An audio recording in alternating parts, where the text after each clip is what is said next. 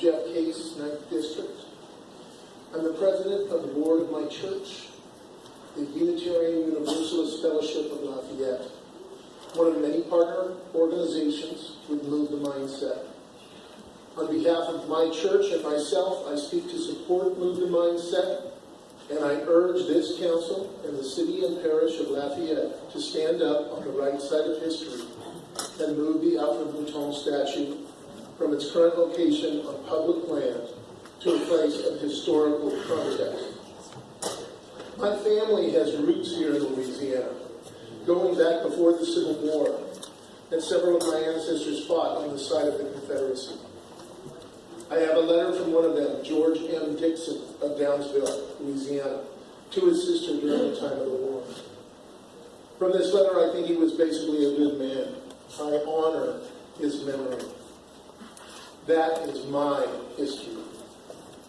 I believe the same about many others who were on the side of the South in the Civil War, that they were basically good people. But relating to slavery, they all were on the wrong side of this war and of history, including my ancestors. Every person ever alive has done good things and bad things, been in the right and been in the wrong. Most of them still deserve honor, but we must be honest about the good and the bad that was done. I personally believe that we actually disrespect our ancestors if we are not honest about the good and the bad, as we disrespect ourselves if we do not try to be honest about ourselves. That is history. Wars and the events leading up to them are complex. And in some wars, it's hard to say definitively who was right and who was wrong. But in other wars, it's clearer. Take World War II.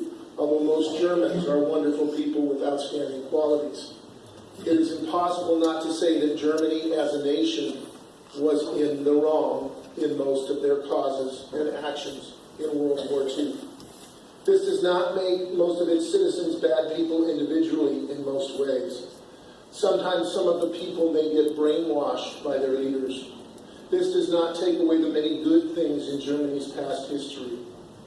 Germany has since stood up and been honest about the bad and the good in their history.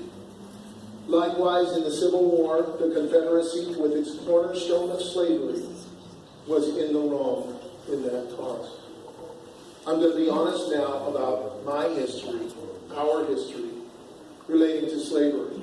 I'm going to say the word we, since it was my ancestors. We were wrong. We, the Confederacy, were in the wrong. We, the Confederacy, were on the wrong side of history. The Lost Cause movement is also on the wrong side of history. Gaines M. Foster, professor of history at LSU, said, "The Lost Cause and the monuments that emerged from it sought to vindicate the Confederacy.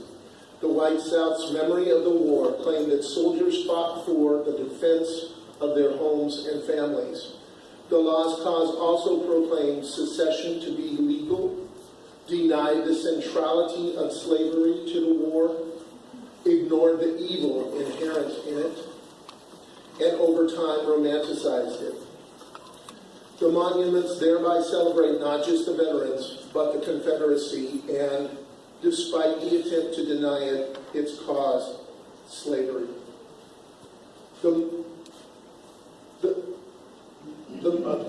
The monument and the Lost Cause were as much about the present as the past, offered a vision of the proper social order, one in which the lower classes deferred to leaders, and African Americans remained subservient to whites.